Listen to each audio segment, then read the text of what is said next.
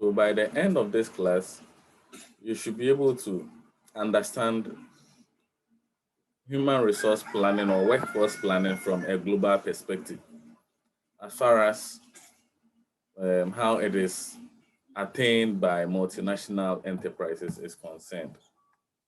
Then you should also be able to understand some of the possible challenges that international human resource personnel face in an attempt to achieve a global workforce plan. So in terms of the outline, basically we're describing the process of global workforce planning, which is just like the human resource planning process, except that when we talk about global workforce planning, we'll be obtaining the plans for the subsidiary enterprises from that of the headquarters or the parent company. And so the objectives that the multinational enterprise intends to attain is usually 50% clear. And so instead of they starting with the setting of their objectives, they will rather do an environmental scar. So that is where the trick is. There's a little bit of alternation over here. Then right after the description of the process, we also look at some of the difficulties which are associated with global workforce forecasting and how they can be ameliorated. All right. So until recently, most staffing policies and practices that multinational enterprises adopted were developed from the perspective of the headquarters. And this was predominantly also influenced by the culture of the parent country.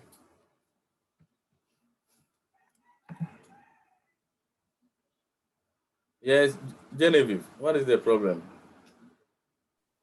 Morning. Hello, Genevieve, what is the problem? Good morning, sir. Good morning. No exam, Come again. no quiz. Please follow the lectures.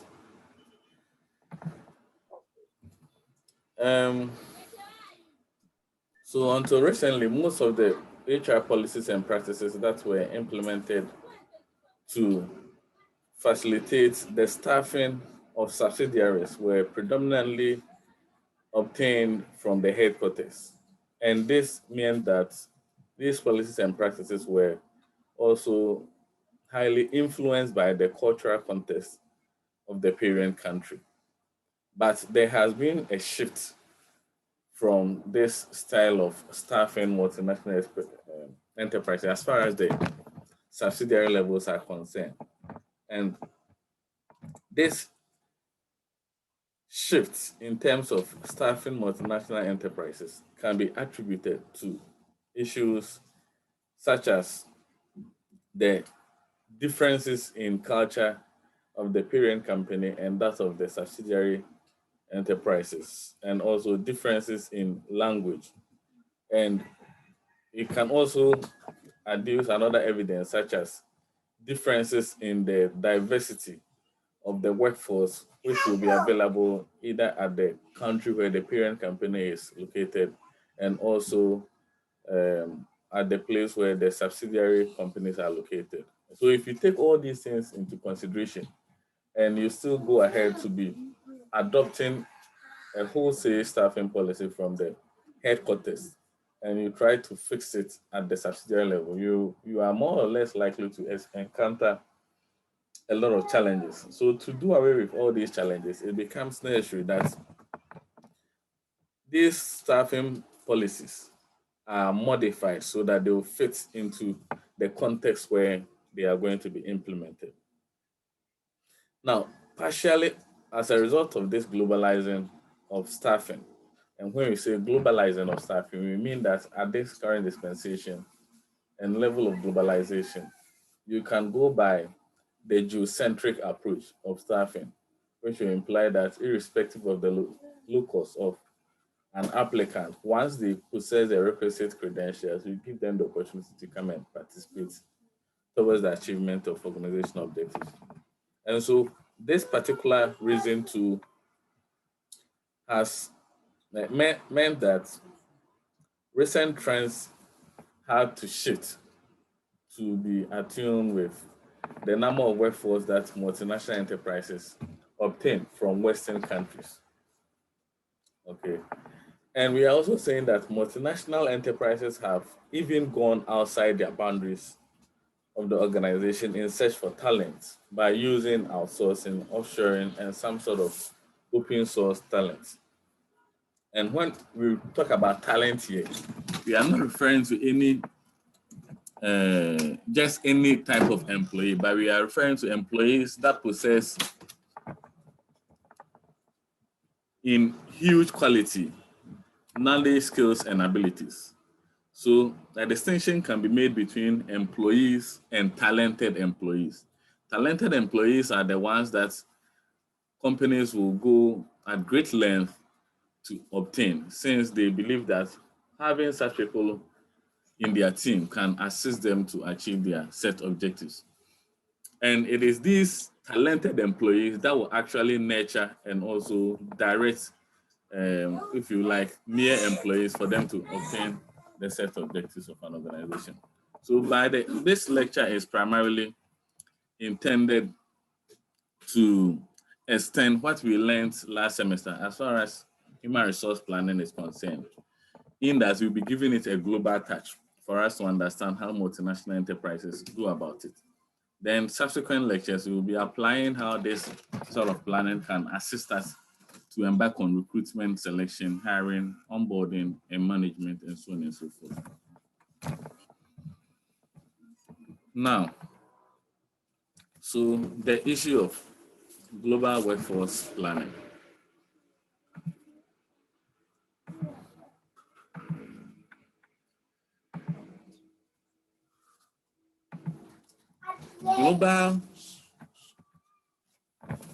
Global workforce planning, like I mentioned earlier on, is primarily just like human resource planning. So the main idea behind global workforce planning is to assist multinational enterprises to make projections as far as the quality and quantity of human resources they will need to achieve their long-term aspirations is concerned. So what number of human resources will a multinational enterprise need so that they'll be able to achieve their objectives, not only at the headquarters, but also at the subsidiary level?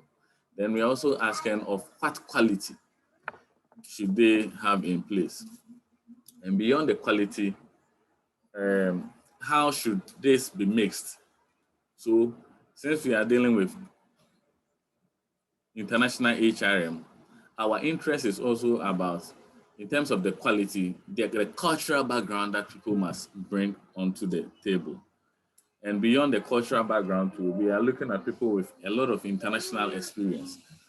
So the mix of all these things to assist an organization achieve its international business objectives, it falls within the purview of global workforce planning. As we say, the key objective of global workforce planning is to estimate employment needs of the multinational enterprise and to develop plans for meeting those needs. Now, when we say estimate employment needs of the multinational enterprises, that is where the issue of right quality, right quantity, and the timing where we will need these people to come on board, and the location, whether at the which part of their subsidiary do we even need this workforce to go and work, and so on and so forth. And to develop plan for meeting those needs simply means that there should also be a blueprint that we will follow through to make to the latter, to ensure that at any point in time we will not be found wanting. So primarily that is the objective of global workforce planning, and it is just like that of human resource planning. Now, at this juncture too, there is the need for us to look at a distinction between workforce and labor force. Workforce and labor force. And it is important to look at this distinction because in the subsequent slides or my utterances, I'll be making reference to them And my assumption is that you should understand what I mean. And this is also particularly important when you are writing the exams or the assessment. So when I make reference to labor force, you should know what's the context and the quantum of people that we are targeting over here. And when I make reference to workforce, you should also know the quantum and targeted audience over there. So the term workforce applies to an enterprise's employees. So basically, when we talk about the employees, the various employees that work in a multinational enterprises, then we can classify them as what? Workforce. So generically, the employees or the workers who work in a firm or in a multinational enterprise can be construed as what? Workforce. Now, the term labor force also applies to the pool of potential employees in the labor market from which a firm can attract, retain, or hire its workforce. In other words, every company has a targeted pool from which they can do recruitment and selection from.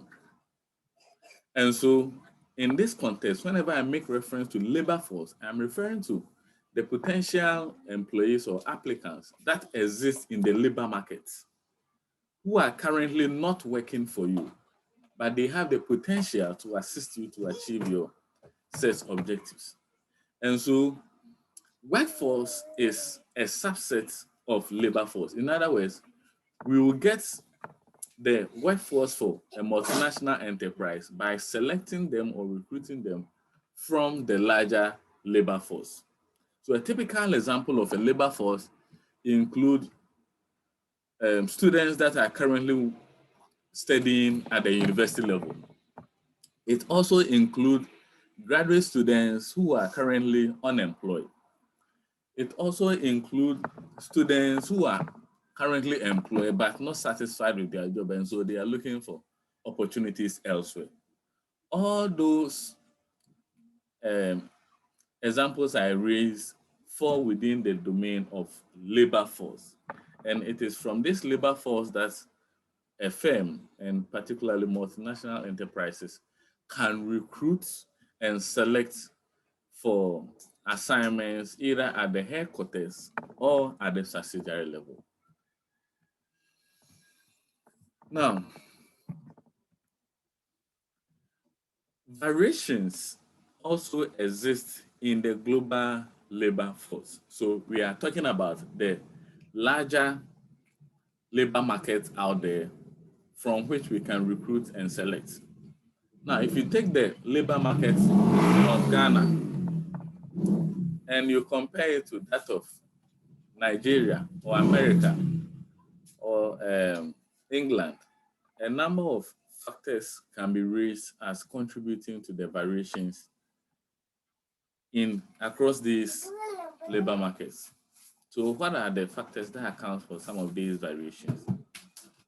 So we are saying that the size and the location of the potential labor force from which a firm recruits employees varies according to many factors. And what are some of these factors? The first factor that accounts for the variation in global labor force is what we construe as the participation rates of men and women in various locations. You will all agree with me that depending on the cultural context you find yourself in, and I think last week I explained into great details the issue of masculinity and femininity as far as cultural contexts are concerned. So that is the argument which is underpinning this particular factor implicitly.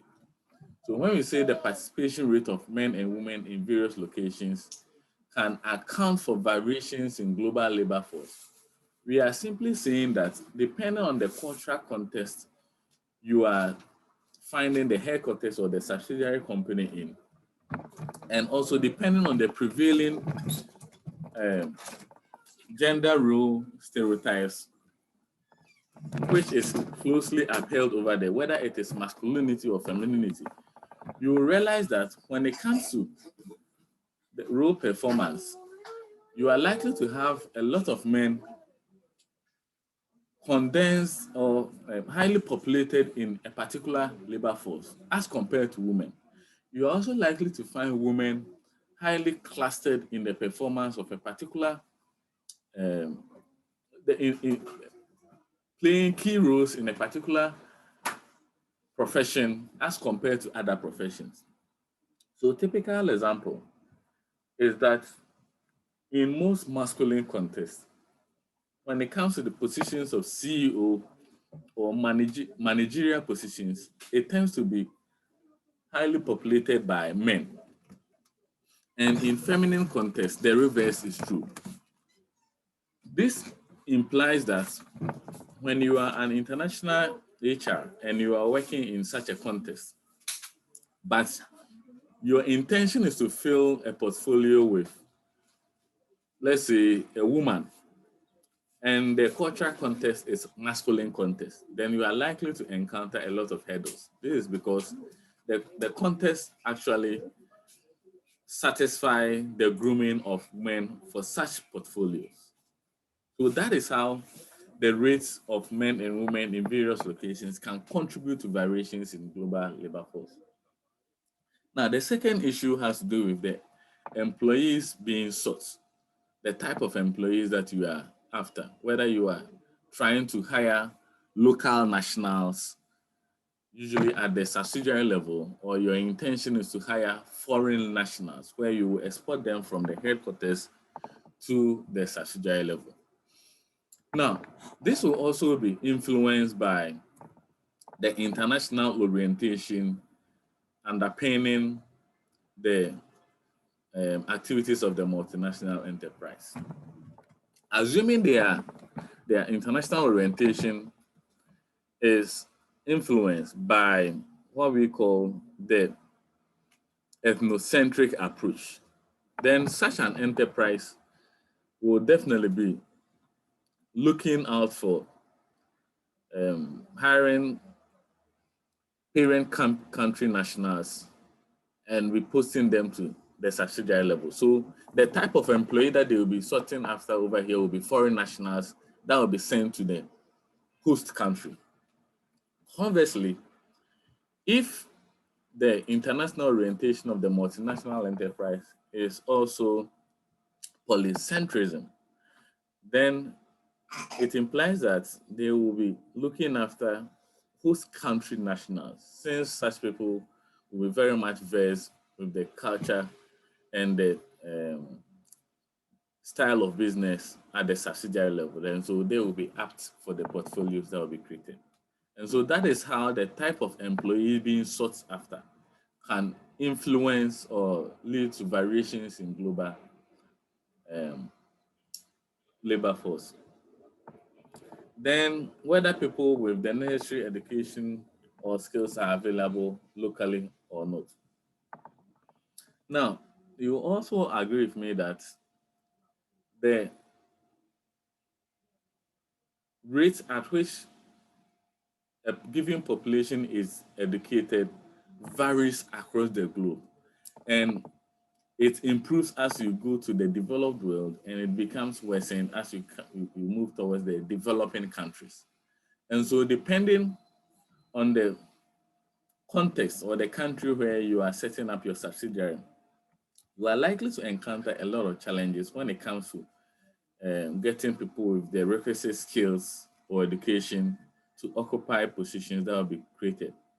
And this is typical of the mining companies that set up in developing countries. Usually, and more recently too, the same can be said about the oil and gas companies that are setting up in the developing countries where oil have been struck.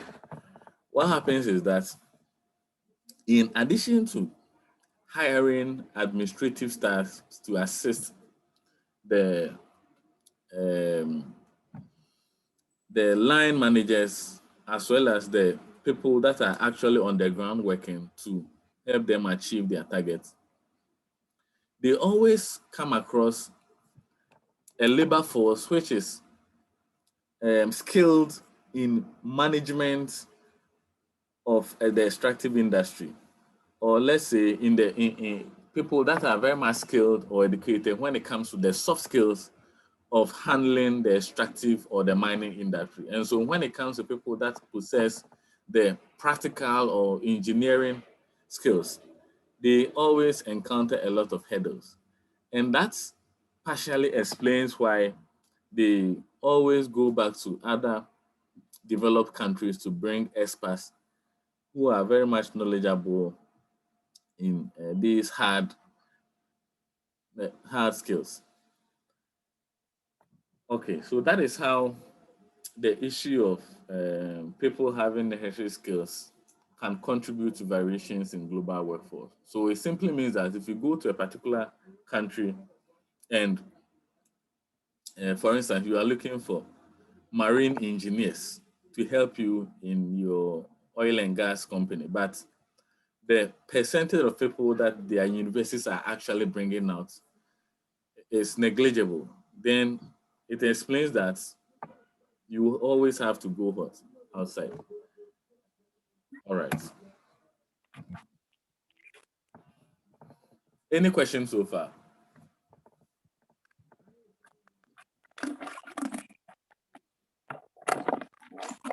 Any questions so far?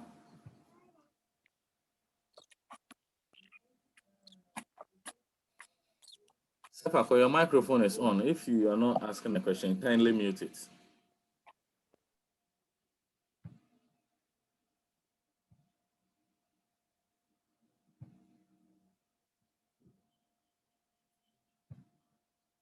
Okay, now let's look at the issue of global labor markets and global workforce. So we are now going to discuss the two side by side. Like I indicated earlier on, global labor market is the larger pool from which potential employees can be recruited or selected to fill the portfolios in multinational enterprises. And employees that fall within the purview of multinational enterprises, be it host country nationals, parent country nationals, and third country nationals, can all be construed as global workforce. And they are a subset, or they are obtained from the global labor markets. So in terms of their features, like I mentioned earlier on, one of the characteristics of today's global economy is that it is a little bit complicated and complex when it comes to HR making, human resource managers making judicious use and sense of it. In other words, unlike domestic HRM, where the HR manager will be dealing with only workforce located within a particular country, who are all pretty much privy to the culture, the language, and way business is conducted within that particular country. The global labor market complicates the role of HR manager over here. And this is simply because the HR manager will be dealing with workforce that are spread perhaps all over the world. And this is particularly true when we are dealing with global enterprises or a global firm, or the ones that aspire to be a transnational firm. And you realize that they have their footprints all over the world, which also indicates that the daily activities, as far as commerce is concerned, will be conducted with different languages, different cultures, and also it will be subjected to different employment laws. Now, so as an international HR manager, you have to be very much knowledgeable about these things so that you'll be in a position to handle them. The pool, the labor pool from which multinational enterprises recruit staff is therefore also located in all those places. So we are saying that because the labor market,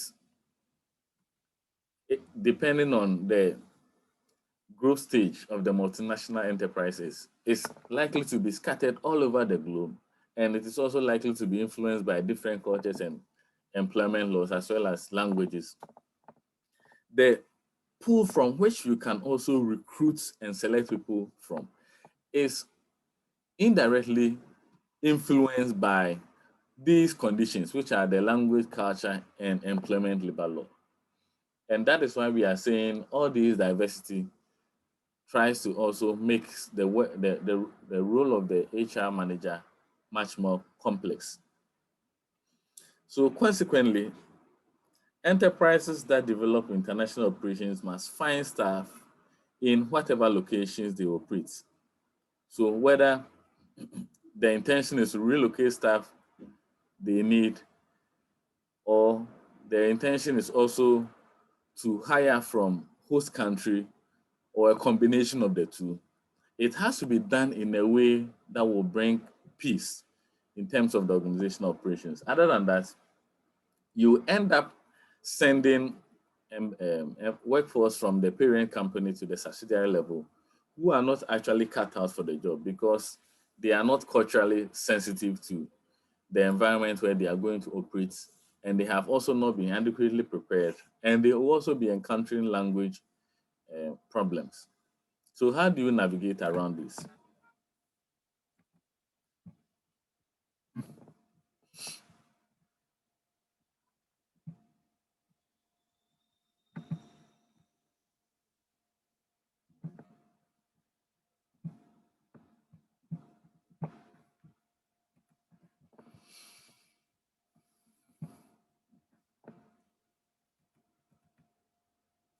So in the best of circumstances, HR professionals will be asked to provide information about the adequacy of local labor markets prior to their firm's decision about where to locate their global operations, or whether to participate in a cross-border acquisition, joint venture, or alliance.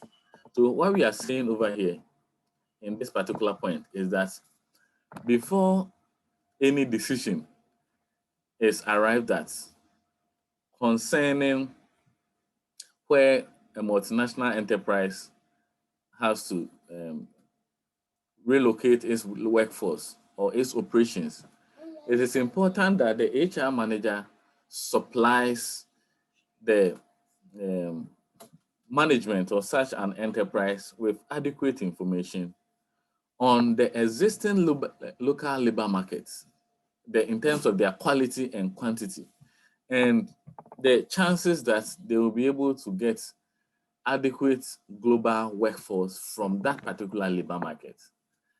But unfortunately, depending on the country where you are likely to relocate or set up your subsidiary, as far as your global operation is concerned, getting access to this information can be a Herculean task. And this is particularly so because most countries, particularly in the developing countries, do not keep adequate information on their local labor markets.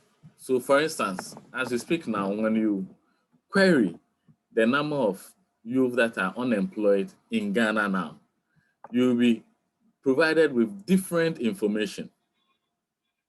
And the closest estimate that you can get as far as the number of unemployed youth in Ghana is concerned, all these estimates are likely to be coming from not governmental agencies, but perhaps non-governmental agencies and these, how do you call it, the embassies that are working over here and collecting their intelligence. So for HR people to be adequately informed about some of the local labor markets happenings, what they can do is that they can rely on companies that have a lot of knowledge in that particular labor market. That is, companies that perhaps might have worked in such a context before, so that they will either buy the data from them to inform their human resource planning. They can equally also um, secure the services of in professionals who are very much knowledgeable about gathering some of this information so that within a short period of time, they can give them some approximations or estimates for them to rely on to embark on their human resource planning. And equally, they can also rely on non-governmental agencies that are pursuing activities that border on the specific local labor market so that they can tap into their information to make accurate human resource planning decisions. Now, so what are the elements of global human resource planning? And by elements, we are basically referring to the processes that um, HR people go through in an attempt to embark on global human resource planning. So last semester, we learned that the human resource planning process commences with the setting of strategic objectives of the organization. And it was from those strategic objectives that we will commence the environmental scan, followed by the forecasting, matching the gaps, and so on and so forth. Now, at the global level, because we are now not starting the firm from scratch, but a parent company exists, and perhaps we might already be having some subsidiaries that are flourishing. It presupposes that we have a clear mandate of what we intend to achieve as far as the strategic objectives of the organization is concerned. So it commences rather with scanning and assessment of the environment. An environment here we are referring to the location where you want to um, set up your new operation. Now, what we are saying is that you are already operating at different locations and you have specific objectives that each loci brings onto the table or they try to achieve. But you intend to also set up a new subsidiary. So what you need to do is that you have to go and scan the environment of this new country where you are trying to set up your subsidiary so that the information over there will inform you how you can actually set up a viable enterprise over there that will stand the test of time. So that is why it commences with scanning and assessing the environment instead of setting the objectives. And it is the outcome of this scan, environmental scan and assessment, that will inform the objectives you set for that particular subsidiary. So it is followed by specifying the objectives to be achieved by the HR activities along with the measures to be used to assess the achievement of those objectives. So after gathering the information over here, then you specify the objectives that needs to be achieved. And it is these objectives that will also inform the role of the HR in terms of the policies and practices that they will set. And the HR will also have to come out with some specific KPIs, which will indicate whether the attainment of these objectives have been successful or not. So that is what we meant by the HR activities, along with measures to be used to assess the achievement of those objectives. So at the end of the day, there should be a benchmark or a standard that individuals' performance can be compared with for us to know whether they have been successful or they have deviated from achieving the objective that was set. And because we are doing HR, that is why we are limiting ourselves to HR activities. So if it were to be under strategic management, then we realize that all the other departments will also be um, specifying their objectives and also setting up measures that can help us to assess the attainment of those objectives or not. Then it's also followed by developing specific plans for HR policies and practices, along with timetable for implementation of those plans. And so we are saying that once you set the objectives and you have clarified it to the actors of those objectives, and we have the benchmarks that can be used to measure the success or failure of those objectives, then you also have to develop a plan that will ensure a successful implementation of the HR policies and practices. And after implementation, you don't have to leave it idle. There is a need for you to monitor and control, in the sense that the business environment, particularly at the subsidiary level, will be changing. And so there is a need for you to control by properly aligning it with the changes that are occurring, so that at the end of the day, you will not deviate from achieving your set objectives. Okay, so now let's look at these points in great details. Now, so scanning and assessing the environment. The first phase of the human resource planning involves gathering data to learn about and understand all aspects of the environment. And it also involves here. So here you should be picturing the environment of the subsidiary level, and that is actually the novel place that we are now trying to strike gold. And so because we are not so much familiar or privy to it, it becomes necessary that we try to scan it and understand our strengths and our weaknesses, and perhaps the opportunities or threats that exist over there. And with this information at the back of our mind, we will now be in a position to marshal our forces and strategize so that we can hit the ground running when we start operating at the subsidiary level. Now, there is also the need for us to embark on HR forecasts. And here we are not looking at internal, but external as well. So HR forecasts estimates the firm's future demand for and supply of human resources. And forecasting involves approximations, not absolute certainties. Now, the two commonly used methods include the judgmental or the qualitative, and then the statistical or the regression, which is also known as the quantitative. Now, we are also saying over here that the information that you gather from the scanning of the environment will help you to know your strengths, weaknesses, opportunities, and the threats that exist out there. Then you come back to your organization to scan your environment. Sorry, to forecast internally to see whether you have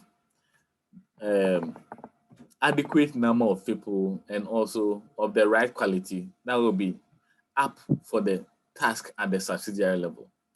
So that if it is not adequate, or even if you have the quantities but the quality does not suffice for the task at the subsidiary level, then you quickly start putting in place some sort of training interventions to groom them so that they'll be ready for the task. Okay. Now, there's also the need for you to conduct what we call gap analysis. And gap analysis comes up because we are comparing the outcome of our demand forecast and the outcome of our supply forecast. And if, for instance, we are demanding 500 more workforce to go and work at the subsidiary level, but our supply forecast indicates that we have 1,000, and the 1,000 is adequate for only the headquarters, which implies that there will be a deficit. In other words, we cannot send the people that are currently working at the headquarters to go and work at the subsidiary. Otherwise, it will distort the equilibrium. So there will be the need for us to embark on recruitment and selection. That will be what? when demand shortage, when demand is short of supply. There could also be a situation where the demand equals supply. So assuming the subsidiary level, we will need 500 people to work over there.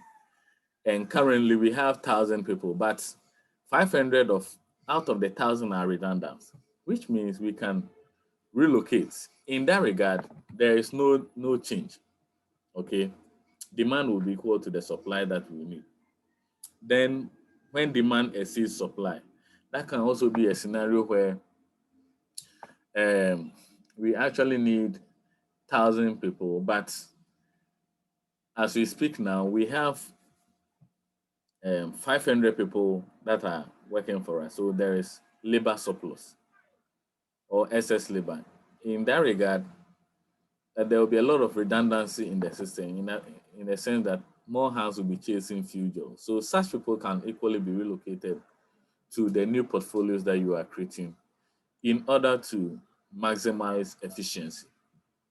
So those are the possible scenarios that can occur under the gap analysis. And at the gap analysis, we are comparing the outcome of our demand forecasting with our supply forecasting.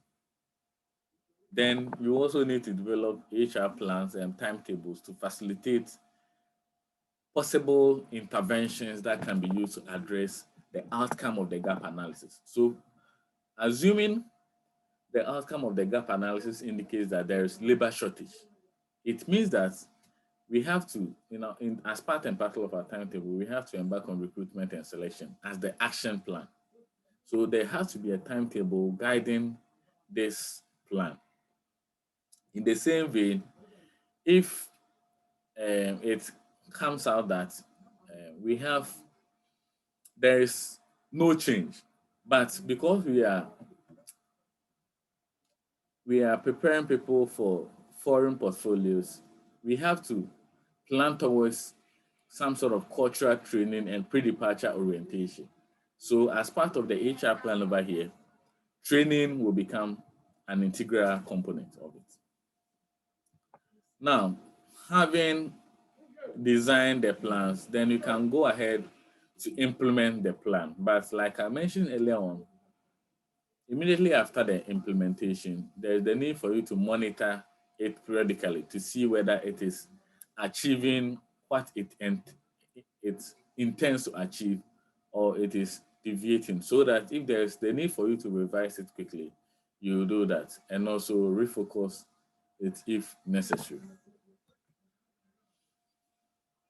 Okay, any questions so far?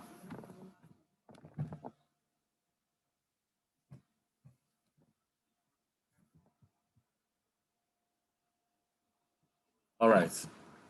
Now let's look at, yes, is that Fuseni? Yes, sir. Okay, go on. Yeah, I was trying to find out the global workforce, the global process, we are doing global HR process. Is it something different from the multinational, the what do you call the international, the other things that when you have to establish a subsidiary at the national level or international level, the process, is it different from the global HR planning process? Okay, I get you now. So thank you for drawing my attention. Now, when I talk about global workforce planning over here, my usage of the term global is is in a loose fashion. In other words, it is very much flexible. So it is encompassing all the various processes that a firm go through in an attempt to internationalize. So it's, if a firm is now trying to be an international firm, then you can loosely use this and take the firm through the same process. If a firm is now at the multinational stage, you can loosely use this to take the firm through the same processes. If a firm is now at the global stage, you can still loosely use this and take them through the 6 processes I mentioned. And if a firm is at the transnational level, it is the same processes that they go through. So the processes are just like what we did in the last semester as far as human resource planning process is concerned. But we are using the word global workforce here loosely to capture all the various firms that pursue international business. Please, is it clear now? Yes, sir. Yes, sir. Very, very clear. Good. Okay. Can you see my screen? My screen moving? It looks like the network is static now. No, what is on the screen is constrained to global workforce planning. Oh, okay. So let me share it again because it is not moving at my end.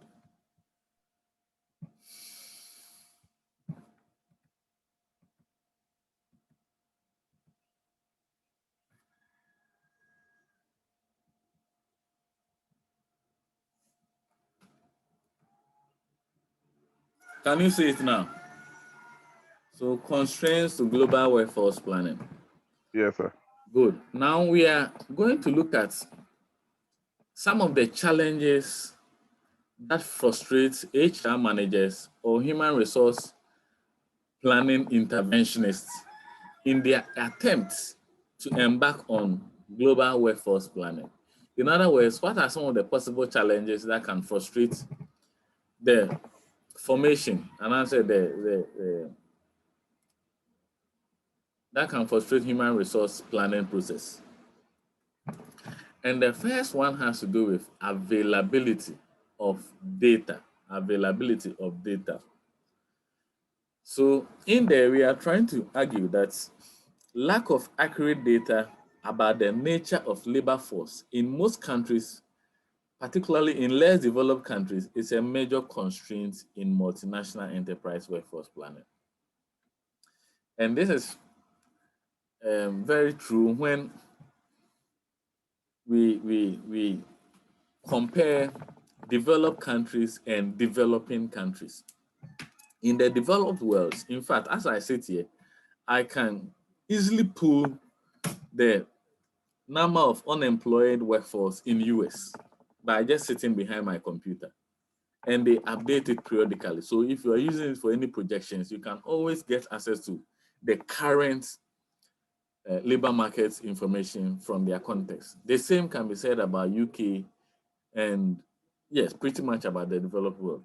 But in the developing countries, it is like cocaine in a loose fashion. It is like cocaine in the sense that you sometimes when you press the government agencies which are actually responsible for gathering and storing some of these data, they will be tossing you up and down. And so when international HR managers are also working with time and they need to assess some of these data to make projections about their workforce in a particular context that they are trying to set up, particularly in developing countries, then they face a lot of challenges. Okay. So let me see if I've left something out. And so the sort of information that the details that they look out for in this labor force data sets include the level of participation. So what percentage of the youth, the middle-aged, and then the aged population are actually working? The level of education and literacy. So what portion of the population is educated and how many of them can read and write? Then availability of skills training, the rate of people that are employed or unemployed over there. All these things are very much important as far as the data set for making projections about global workforce planning is concerned. And usually these information are developed by governmental agencies, international agencies such as ILO, and then sometimes non-governmental agencies, but who also have an interest in these data sets. And so this usually implies that HR professionals must develop these data sets independent from independent sources, where they will now have to foot the bill for the development of such data sets. Now, so to contain some of these constraints as far as the data is concerned, the international HR professionals can rely on national or local consultants to provide such information, and this will be coming at a fee. They can also rely on data from sources such as Chamber of Commerce and embassies, and this is a good source because such bodies are also almost always interested in labor dynamics in a particular country where they are operating. And so they might give you the closest proxy for you to rely on to make your estimations. Then they can also rely on firms that aid foreign companies in employment sourcing. There are firms that have positioned themselves to be assisting foreign companies to be doing recruitment and selection. And so such firms are periodically also gathering information about the labor markets of that countries that they work for. So relying on them will also not be a bad idea. Then you can also rely on foreign companies that have prior experience in a particular locality.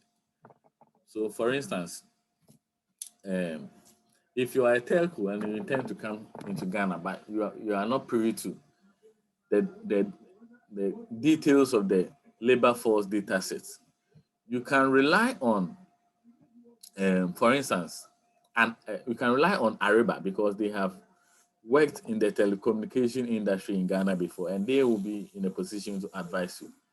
You can equally rely on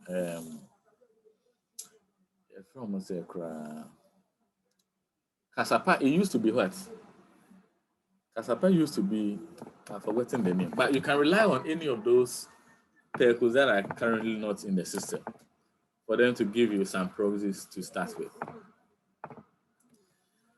Now, the second one, as far as the constraints to global workforce planning is concerned, is population characteristics. So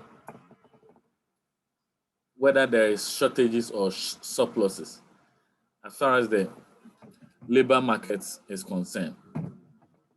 Now, the significant reduction in birth rates extending from the early 1960s and its resultant aging population in most important labor forces force issue for developed countries. What we are trying to say is that the developed countries, they are currently experiencing decline in birth rates because of the control measures, population control measures they have put in place. In the same vein, they are also experiencing an aged population in the sense that if you take a closer look at people that are currently working in their workforce, we realize that it is composed of highly aged people. And this implies in the future, when portfolios become vacant or when they retire, it will be very difficult for them to get knowledgeable people or experienced people to fill such shoes. And please give me 1 minute. Okay, I'll be with you.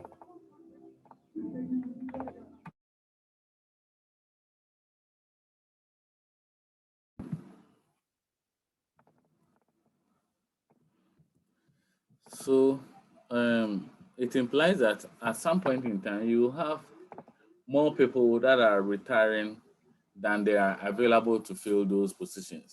And also, the direct results of this is labor shortage in the developed countries. Now, for some time now, particularly after the 1960s, these developed economies were pursuing a population control agenda because they were of the view that if they don't reduce the number of births that are being given at a particular point in time, it will get to a pedestal where it will be very difficult for the resources that are currently available to be able to contain for all of them. And so beyond even the developed economies, they even brainwashed countries such as China, particularly the Asian countries, to pursue such an agenda. So as we speak now, China still have the one-child policy. And even though a lot of theories and publications have come out to debunk all those old arguments that our resources will not be able to contain the population growth. And that is the consequence of what they are currently experiencing, where they have a lot of aged population, but decline in birth, which is also affecting the number of people that will be available to fill such portfolios. Such labor shortages are particularly acute for positions that require high levels of education and expertise in high technology. Okay, so, but for international human resource management, it is an issue for developed countries for jobs that are low end of the economy, such as agriculture, restaurant, hotels, construction, blah, blah, blah. So we are saying that even though they are experiencing shortages of skilled workforce to fill portfolios as a result of their population being predominantly aged, when it comes to low jobs at the low end of the economy, such as agriculture, restaurants, hotel, construction, house and yard work, and so on and so forth, the one that we will say menial jobs, it is not so much of a problem, simply because they are able to attract skilled people from developing countries to come and work in such economies. So that explains why you will have someone with a master's degree from a developing country, but working as a cleaner in a hotel or working as a laborer in a construction firm in a developed economy, and so on and so forth. Now, so what are some of the remedies for labor shortages in aging populations? That is, if you come across some of these things in your practice. One is that you can recruit, of course, recruitment. You can recruit foreign employees. So you can recruit beyond your borders, and you can target other foreign nationals who have what it takes to also do the job to come and work for you. And you can also increase the hiring, should be the hiring of foreign immigrants. Now, you by this time, you should know recruitment is different from hiring or selection. So I don't think I have to explain myself over here, even though it might sound as the same to some of you.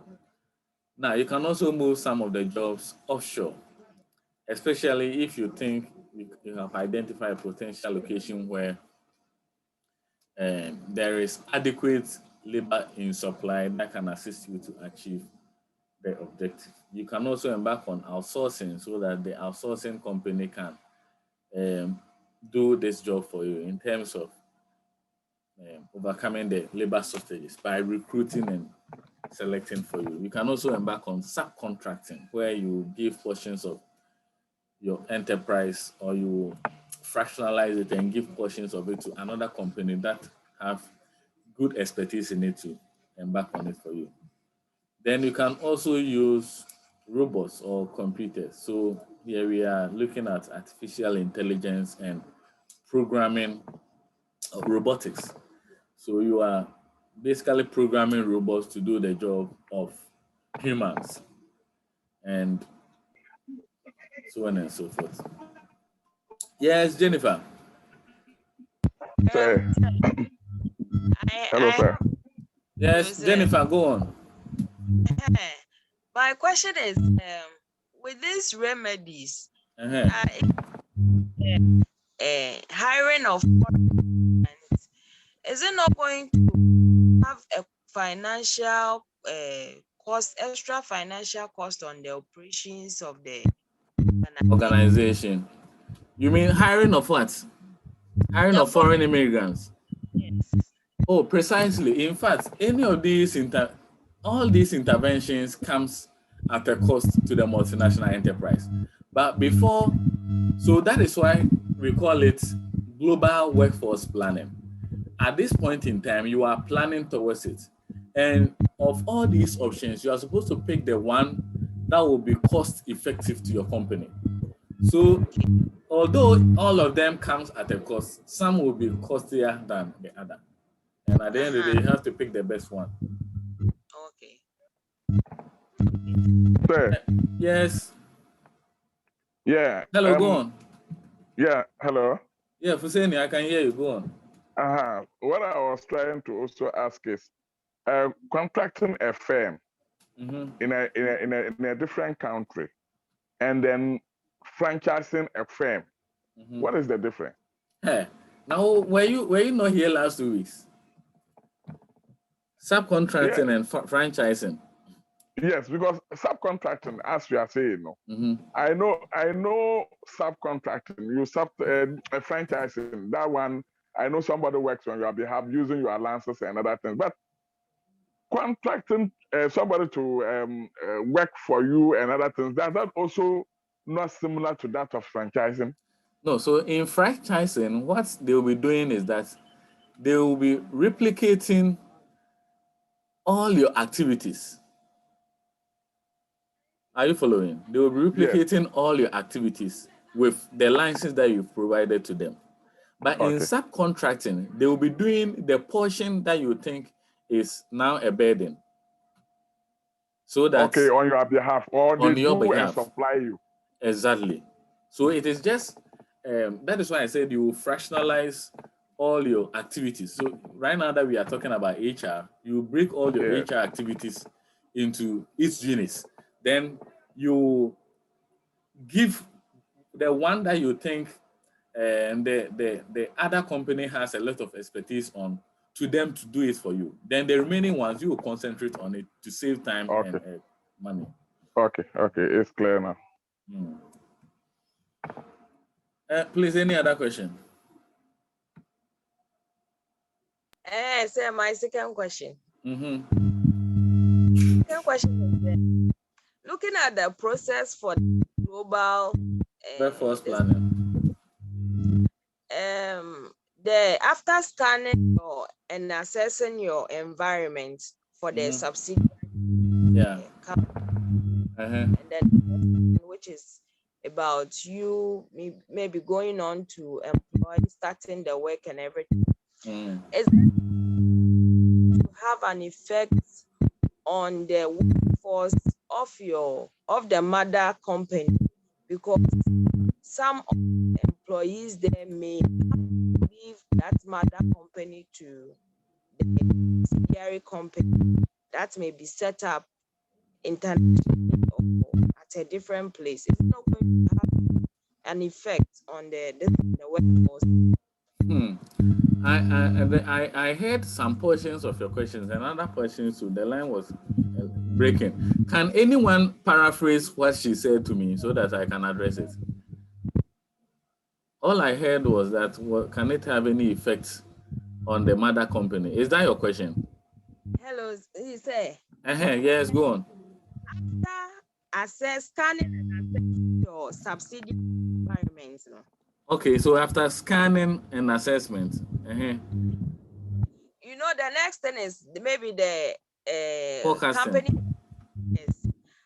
What I'm saying there is, after forecasting and then you start your operations in the subsidiary, I believe some employees in the mother company will be taken out to the subsidiary company and an effect on the operations of the mother company, because as at that time, because of the transfer, new employees will be employed. You mean when you say new employees, is it at the mother company? Yes. Okay. I get your question now. There is something we call succession planning in HR. Succession planning. Basically, what succession planning means is that at any point in time, individuals that are holding or operating key positions in an organization must have people that will succeed them once they are not available. So for instance, me, Mr. Boache, right now, if I am not available at GTUC, who is the next person in line to be teaching HR courses? And if that person too is not available, who is there to step in his or her position? So succession planning, if it is properly practiced in the multinational enterprise, particularly at the headquarters, then transferring a talent from the headquarters to a subsidiary level to assist, bring it up, shouldn't be a problem. There will always be someone to succeed such a transfer. Please, is it okay? Yes, but say, will it not have on will it not what? Effect on the operations level of the headquarters? No, so usually the headquarters. Hello. There's slight difference. Your line is still breaking. Are you using kind of say earpiece? No, say hello. It's better now. It's better now. What I'm saying is, even though the succession plan may be there, employee will be the other one who has been transferred. But looking at the level, going to have an effect over that one. There may be a slight difference. So now I can't hear you well. Who has been transferred may be working from the new one who has been employed. So would there not be that kind of operation effects in the mother company? In my experience, usually the succession plan is supposed to fill the new vacuum at the mother company or the parent company with someone who is equally experienced. And so they weigh the two. The one who is now coming to replace you at the mother company, will the person be able to maintain the equilibrium so that if the replacements will find challenges filling your shoes, then they will rather send your replacement to the subsidiary instead of destabilizing the activities or operations at the headquarters. Is it okay? So they will have to weigh the two and see whether the person is competent enough to fill your shoes. Or if the person is not competent enough, then they will prepare whoever is now coming to fill your shoes to be ready for the job before that sort of transfer is conducted. So a lot of thinking goes into it. Okay.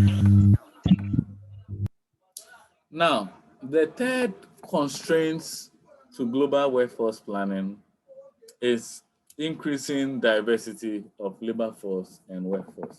Increasing diversity of labor force and workforce. So here we are saying that the labor force within which we can recruit and select our workforce from, because we are now elevating the argument to international business, it implies that it will be very much diverse. We are dealing with people from different countries, different cultures, different ethnicity, race, religiosity, sexual orientation, and so on and so forth. And it is this same labor force that we are going to deduce our workforce from. This implies that the international HR will be managing a workforce that is highly diverse in terms of their cultural orientation, racial orientation, ethnicity, and so on and so forth. And all these complicate the work of the HR. Hence, there is the need for people to be sensitized, to be culturally sensitive and culturally intelligent, so that as they start operating in this diverse work environment, they will be able to cope with differing opinions and differing attitudes, differing culture, and so on and so forth. Then labor mobility. Labor mobility, as in immigration and immigration. By the way, I hope you know the difference between immigration and immigration. So in immigration, it's more or less like you are leaving Ghana to go and work in another country. The process of leaving Ghana permanently to go and stay and work for another country is what we call immigration. Now, the processes that also lead to a person now naturalizing or working, staying permanently in another country is what we call immigration. So once you transition from a Ghanaian to, for instance, American, then you now become an immigrant over there. So you can look at the differences again. Sir, Yes, hello. can you take the Immigration. Yes. Hey, what am I? Just a minute.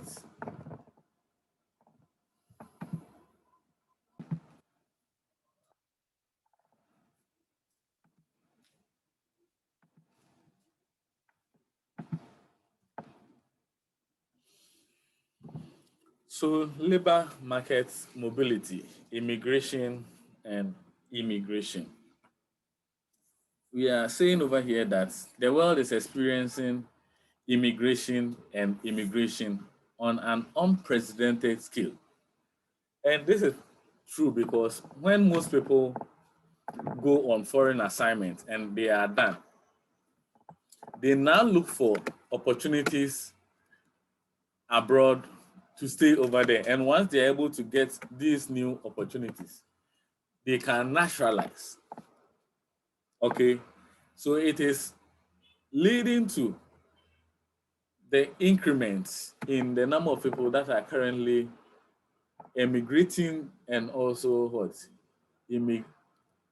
undergoing this immigration and immigration.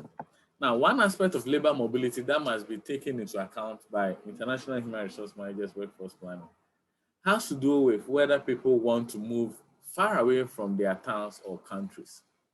Whereas, so it is a dilemma. Whereas some people want to move, most people will still want to grow up, work and die in the same village or town in which their parents lived. Most people too will prefer to come and pick their family members and so on and so forth.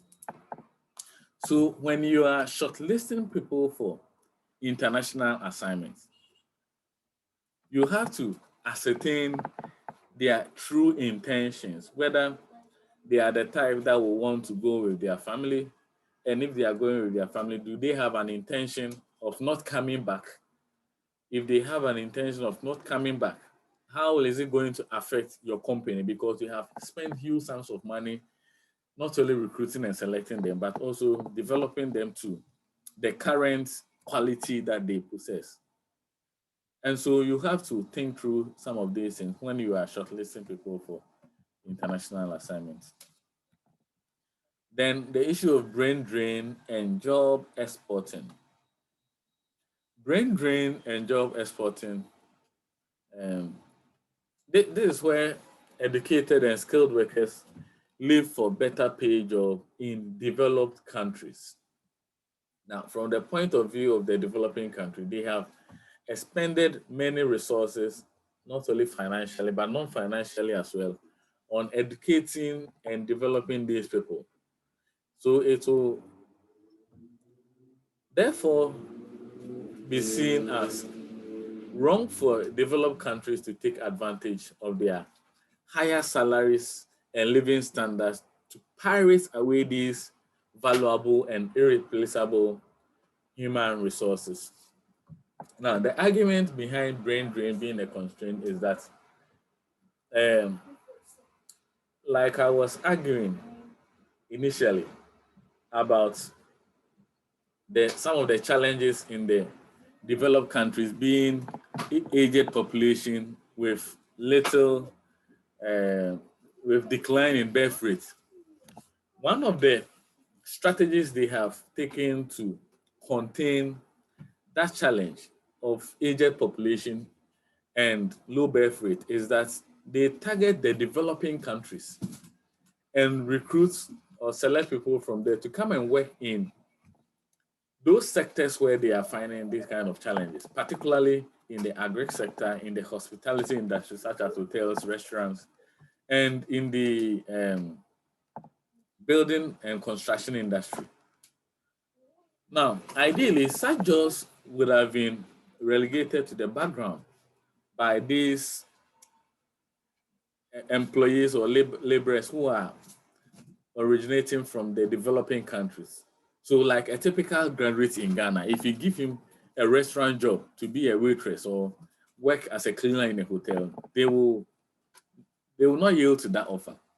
But because of the higher living standard and the higher salaries which are associated with such portfolios in the developing world, you realize that anytime they come up, then it is able to incentivize workforce from the developing country to go and take them up at the developed world. And so that is where the challenge comes, because now we have developed these people to a standard which we expect them to contribute to the growth of their economy. Meanwhile, they are not doing that. And so it is a huge dilemma or constraint that global workforce planners actually face. Now, the brain drain point, do you agree with the argument there?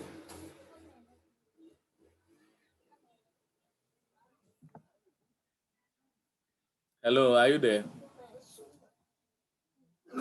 Yes, sir. Yes, sir. So the argument that has been advanced under the brain drain and the job exporting, do you agree with it?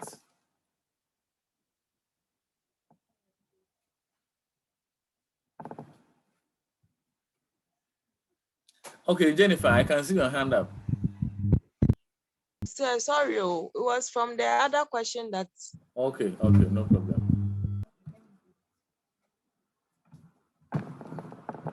Okay, let me put it this way.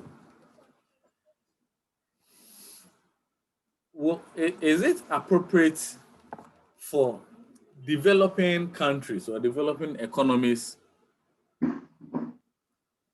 to take offense when developed countries take advantage of their labor force?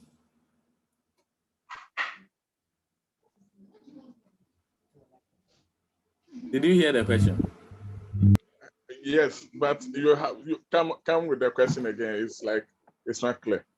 Okay, I'm asking that, will it be appropriate for developing economies or countries to take offense when developed countries take advantage of their labor markets by recruiting and selecting from them to go and work for them in those developed economies?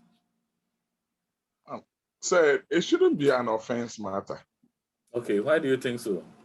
It will depend on the way you handle your skillsmen.